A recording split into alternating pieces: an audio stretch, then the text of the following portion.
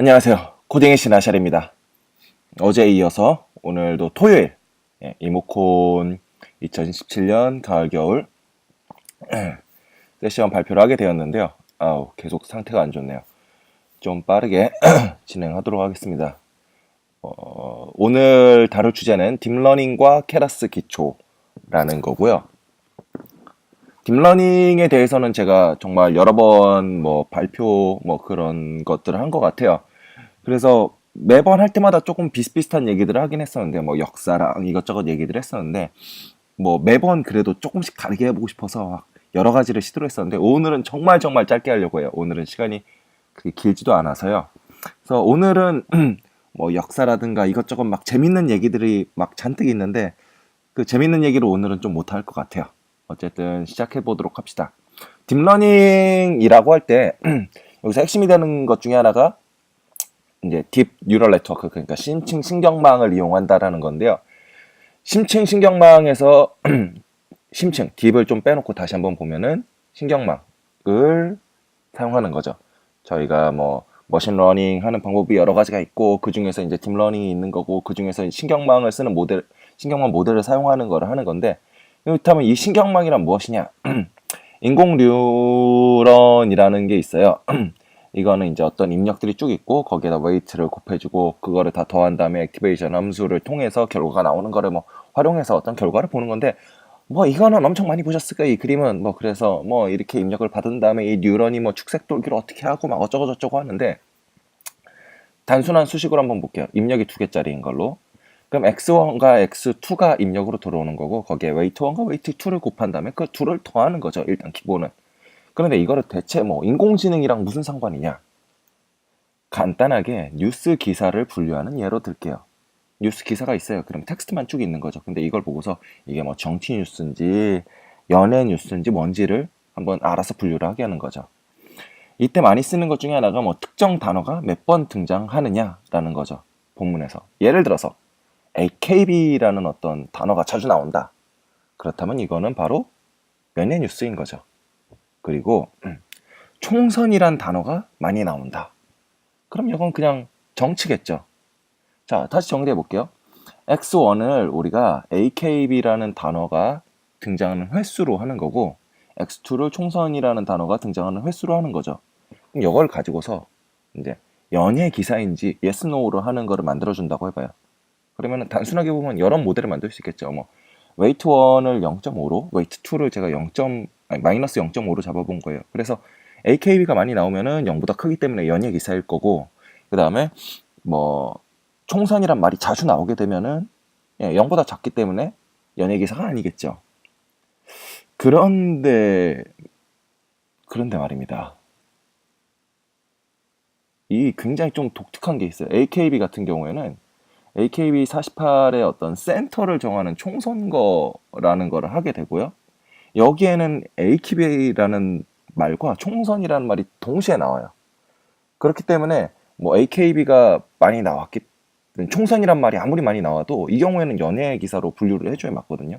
이렇게 복잡한 조합이 되는 경우가 있는데 이런 거에 대해서 XOR 프로그램에다가 여러 가지 얘기들을 하는 유사한 사례들이 있는데, 이걸 어떻게 해결할 거냐?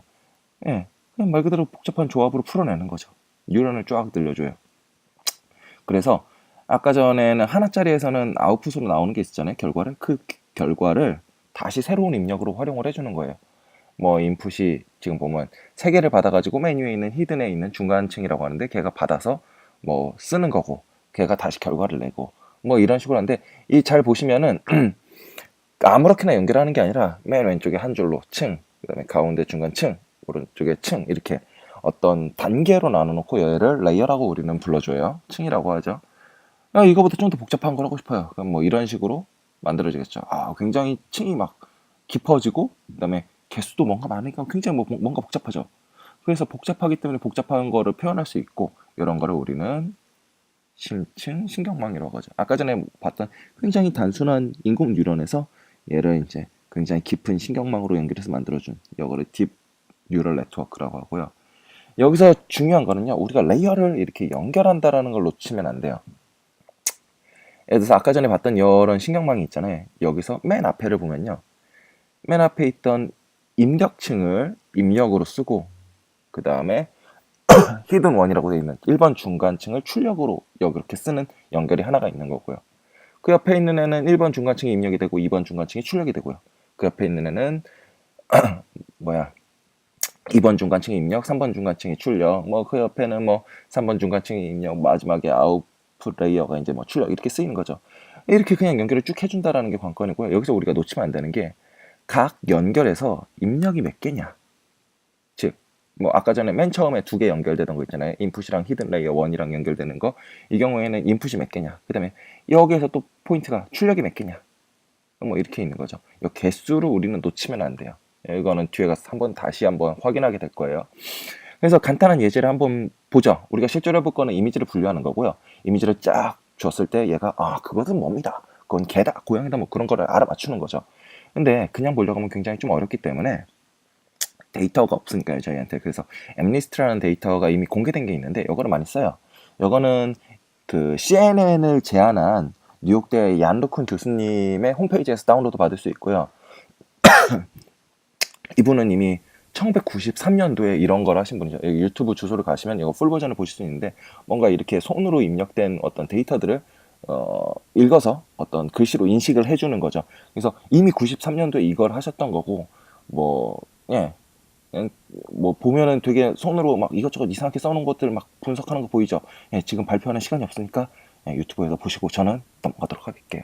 그래서 이 데이터를 손 글씨를 이것저것 모아서 뭔가 학습을 시키고 그걸로 인식을 하게 만든 건데요. 맨 앞에 보시면 크 있고, 크가 아니라 사실은 7이에요.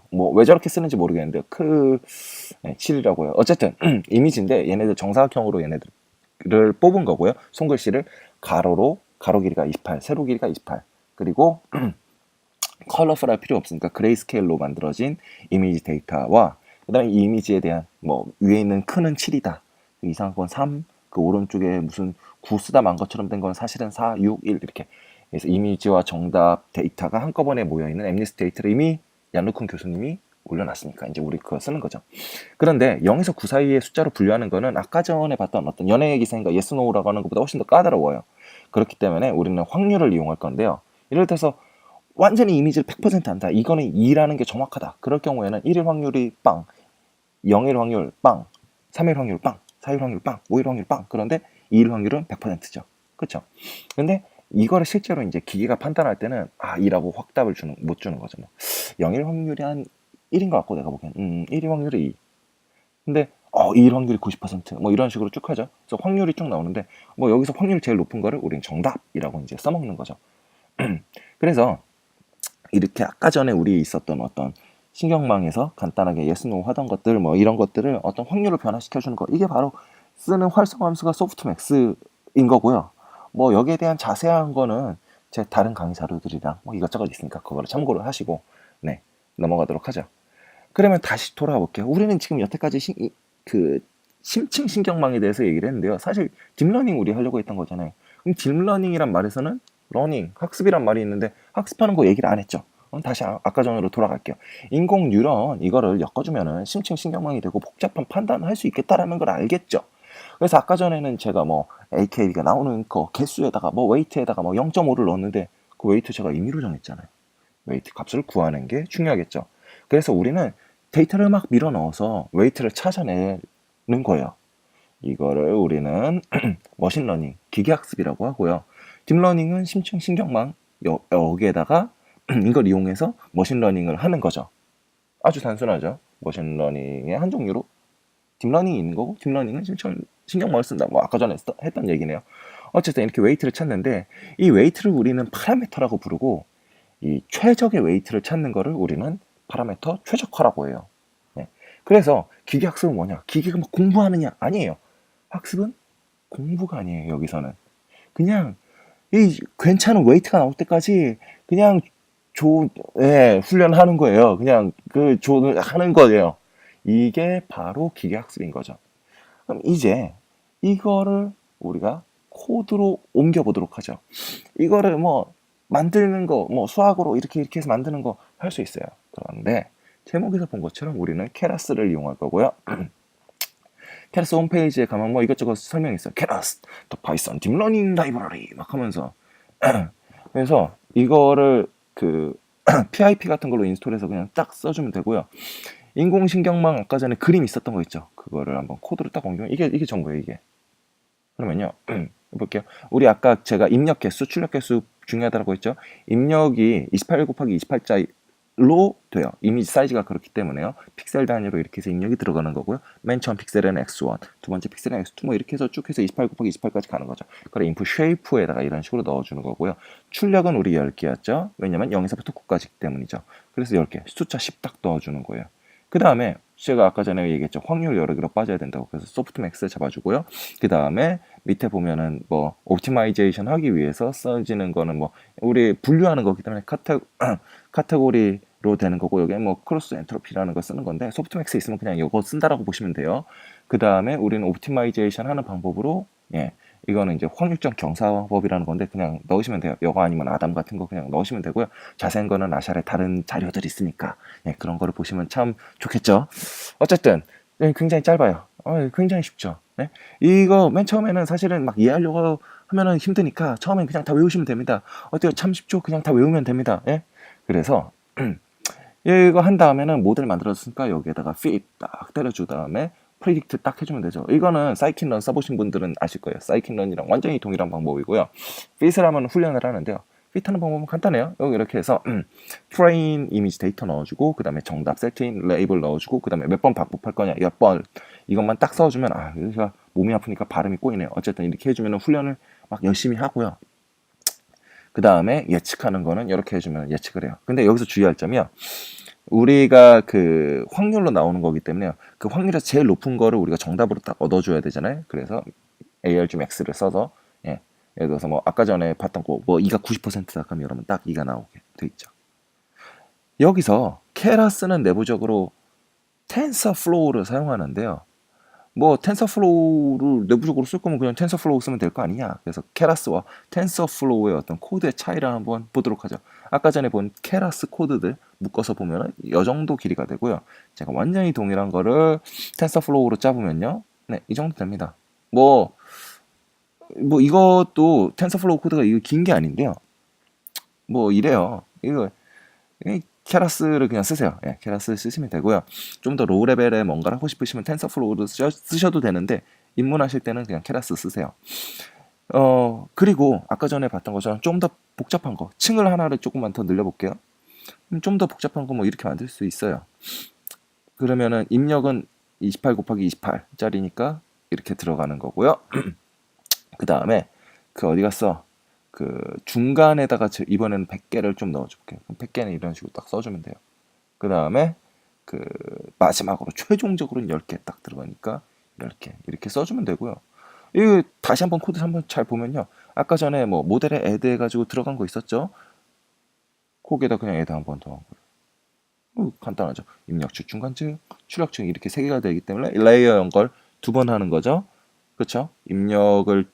그 입력층을 입력으로 잡고 중간층을 출력으로 잡아서 하나, 그 다음에 중간층을 입력, 그 다음에 그 아웃풋 레이어 출력층을 출력으로 잡아서 두 개 이렇게 애드하면 이거 층 이렇게 넣어주면 돼요. 뭐 딥러닝 그러면 여기 애드 막 쭉 써줘요. 그럼 딥러닝 되는 거죠. 뭐 CNN 뭐 하고 싶다. 그러면 여기 댄스라고 돼 있는 거 있잖아요. 이거 대신에 그 컨볼루션 레이어 넣어주면 돼요. 끝이에요.